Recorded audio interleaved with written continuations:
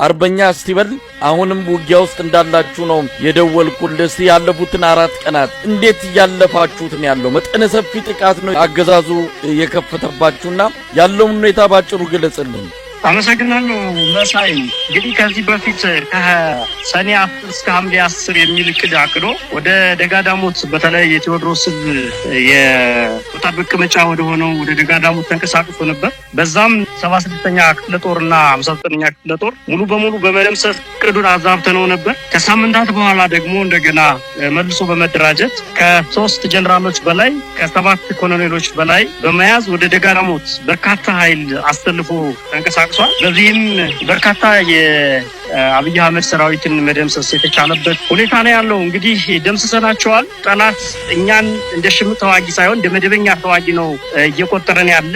ሜካናይዝድ ጦሩን ሙሉ በሙሉ 6ኛ እዝን፣ ምስራቅ እዝን እና ሌሎችን ተጎራባች ቀጠና ያሉ እዞችን በመያዝ ኮሎኔሎችን በመሰብሰብ ወደ ጎጃም ምድር እየተንቀሳቀሰ ነው ያለው ጠላት። በተለይ ከቋሪት ደጋዳሞት አካባቢ ከአዴት ከደንበጫ ከፍኖተ ሰላም ኃይሉን በመሰባሰብ ወደ ደጋዳሞት እየዘመተ ያለበት ሁኔታ ነው ያለው። ይሄንን ኃይል ግን በዚህ ልክ እየመከትነው ነው ያለ ነው። እንግዲህ በዚህ የገጠመው ምንድነው? እኛ እንደምታውቀው መሳይ የሽምቅ ተዋጊዎች ነን፣ ጉሬላ ፋይተሮች ነን። ቦታዎችን አስፈላጊ ሲሆን እንይዛቸዋለን፣ አስፈላጊ ሲሆን ደግሞ ልንለቃቸው እንችላለን። ምክንያቱም እኛ የመንግስትን አከርካሪ ኃይል መስበር ማዛባት ነው አላማችን። መደበኛ ውጊያ ገና አልጀመርንም። እስከዚያ ድረስ ደግሞ ጠላትን ስቦ ማስገባት ወደ ምንፈልገው ቦታ ስበን አስገብተን ምንፈልገውን ሎጂስቲክ ምንፈልገውን መሳሪያ መያዝ ነው ታርጌታችን። በዚህ መሰረት እንግዲህ ሻለቃ ዝናቡ ጭምር የመራው ደጋዳሞት ላይ በነጋቴው ደጋዳሞትን እንደያዘ በማግስቱ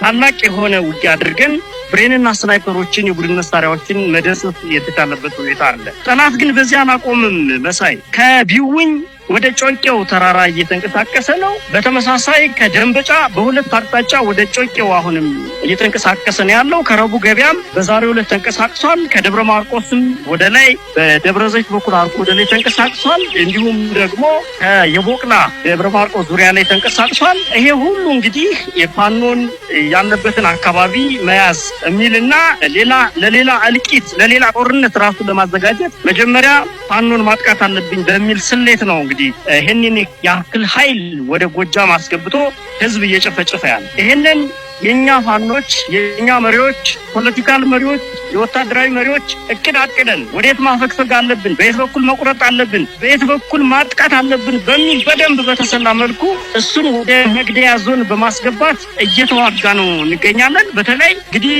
ትላንትም ከትላንት በፊትም በተለይ 5 ቀኖች ከባድ ትንቅንቆች ስናደርግ ቆይተናል። ዛሬም እሱ ባላሰበው መልኩ የጁቤ በኩል በመግባት ኮርክ ከተማ ላይ ታላቅ ጥቃት በመፈጸም የመጣውን ኃይል ማዛባት ችለናል። እንዲሁም በቆረጣ ውስጥ በመግባት ከዚህ በፊት ይዟቸው የነበሩ ቀጠናዎችን ሙሉ በሙሉ በመያዝ ለምሳሌ ደብረ ዘይትን፣ ደብረ ማርቆስ ዙሪያ አካባቢ፣ ማቻከል አካባቢ ደግሞ ደጋሰኝንን ተቆጣጥሮ ነበረ። ከዚህ በፊት በቆረጣ በመግባት ጠላትን ከበባ ውስጥ ያስገባልበት ያለበት ሁኔታ ነው ያለው። መርሳቱን እምነት የኦርቶዶክስ ተዋህዶ እምነትና ነባሩ የእስልምና እምነት ለኢትዮጵያ መሰረቶች ናቸው።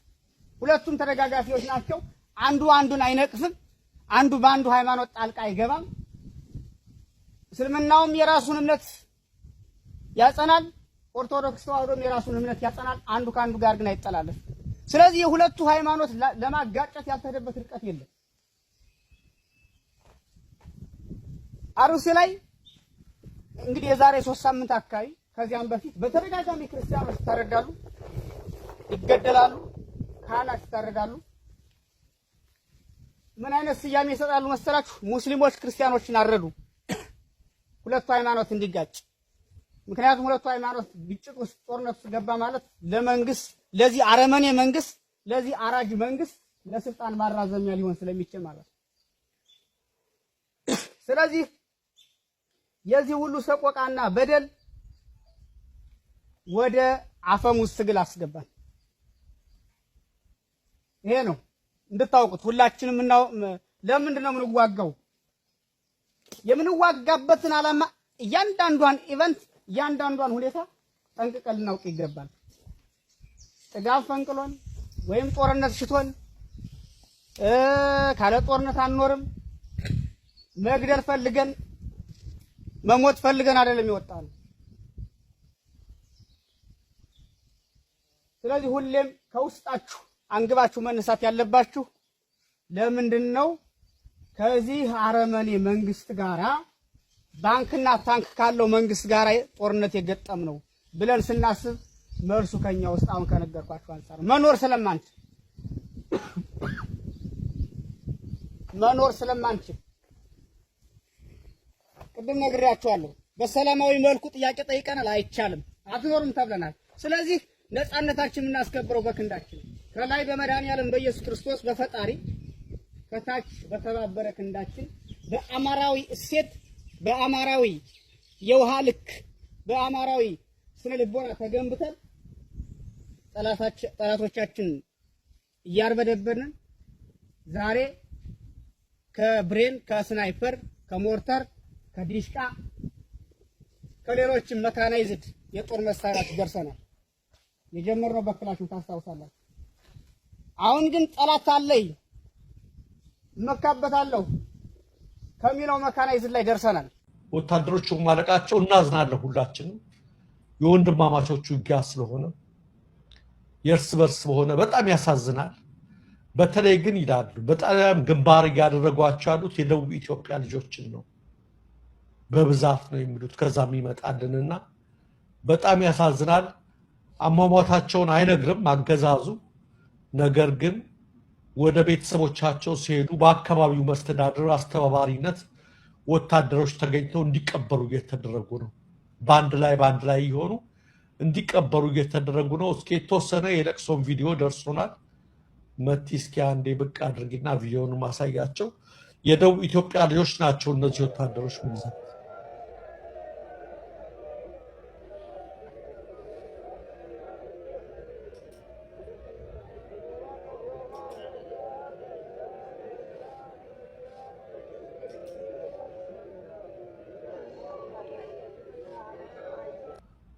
እንደዚህ በሚዲያ በምን እንዳይነገር ነገር ግን ወታደሮች ሚኒሻዎች ይሄዱ በየአካባቢያቸው በጅምላ በአንድ ላይ ሰብሰብ እያደረጉ እየቀበሯቸው እንደሚገኙ የሚደርሱ መረጃዎች ያመለክታሉ። በርካታዎች የደቡብ ኢትዮጵያ ተወላጅ መሆናቸው ያሳዝናል። ዛሬስ ከ30 ዓመት ተበድለናል ከማለት ወጥተን ከእንግዲህ ግን እድሜ በሙሉ ጅብ ሆኖ ከመሮጥ 1 ዓመት አንበሳ ሆኖ እንዳሳመነው ጽጌ መሞትን መርጠናል። የክረምት መሻገሪያን በበጋ ተመልከት እንዲሉ ቀደምት የአማራ አባቶች መዳኛችን ኖህነትን መላበስ ነው። እንደ ኖህ ቀድመን ተጠበን ተደራጅተን አማራነታችን እንጠብቃለን። ኖህ የዳነው ቀድሞ በሰራው መርከብ ነው።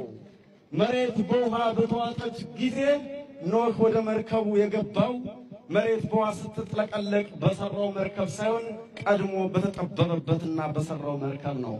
ኖህ የአማራ ሕዝብ ጦርነት ሲፈጠርበት ብቻ ወራሪዎች መሬቱንና ድንበሩን ጥሰውበት ሲገቡ ብቻ የሚሰለጥን ሳይሆን ከዚህ በኋላ የጠላቶቻችን ብዛትና ልበ ሴራነት ጭምር በመረዳት ልባቸው የማይረሩልን መሆኑን በመረዳት ቀድመን ተደራጅተን ሰልጥነን ታጥቀን የኖህነትን ጥበብ ተላብሰን ጠላቶቻችን በመጡበት ሁሉ ሳይመለሱ እስከናካቴው ልንቀብራቸው ተዘጋጅተናል። ፋኖነት ነፍጠኝነት ነው። ነፍጠኝነት ከአረንጓዴ ቢጫ ቀይ ሰንደቅ ጋር ተከሽኖ ድርና ማግ የሆነበት በአባታችን ፋኖነት ነው። አዎ ነፍጠኛና ትምክህተኞች ነን። በደማችን የምንኮራ ትምክህተኛ ኩሩ አማራዎች ነን።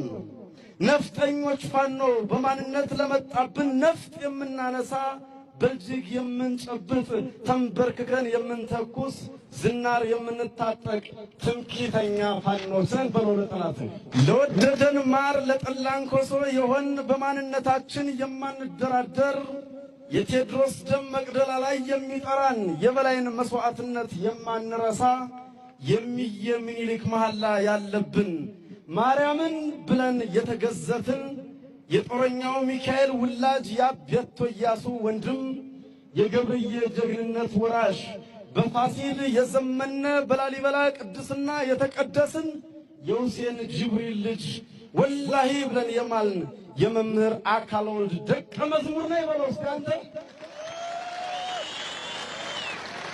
ፋሲለደስን ያነጸ ላሊበላን የፈለፈለ ጣና ላይ የገደመ በአምባሰል መስቀሉን ያነገሰ የራስ ዳሽን መገኛ ጎጀሜና ጎንደሬ ወሎዬና ሸዋዬ የሆንኩ ኩሩ አማራ የቱባ ባል ባለቤት የትዝታ አንቾዬ ባቲና አምባሰል ደራሲ እሳት የእሳት ውላጅ ለወዳጅ ማረን የምናልስ ጠላትን የምንናደፍ ነፍጠኛና ትምክህተኛ ፋኖ ነን።